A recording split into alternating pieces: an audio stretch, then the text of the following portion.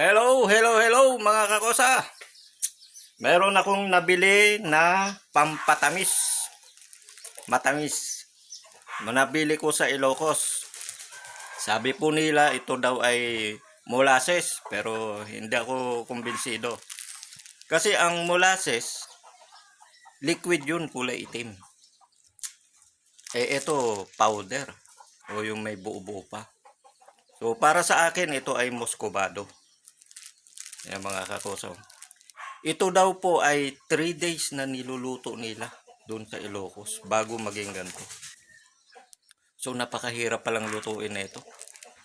Hindi basta-basta pagluluto na ito kasi haluin mo pa nang haluin. Tingnan nyo mga kakosa.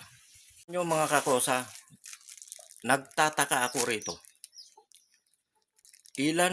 Mahigit 1 buwan na to sa cabinet. Yung ulam nilalanggam, pero ito hindi. Kaya nagtataka ako, bakit hindi nilalanggam to? Tingnan nyo. Yung ulam namin talaga, nilalanggam. Kada maglagay kami ng ulam doon, nilalanggam. Pero ito naka-steady lang doon, hindi nilalanggam. Kaya nagtataka ako, bakit ganun? Ayaw nila yung lasa. O hindi maganda para sa kanila. Ayan mga kakosa tingnan nyo. May ganyan ba molasses? Diba wala? Ayan. Ito po ay natural na asukal natin para sa kape. Ayan kasarap na ito mga kakosa.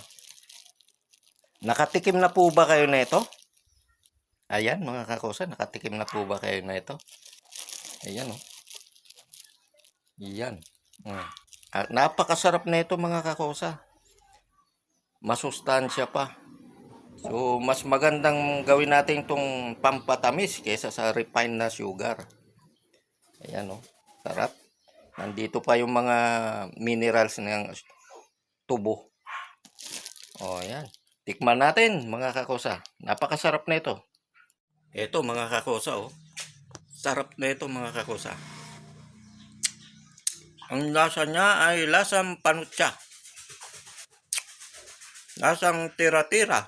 Kung alam nyo pa yung tira-tira na yun. Grabe, sarap papakim. Kayo mga kakosa, nakatikim na po ba kayo na ito?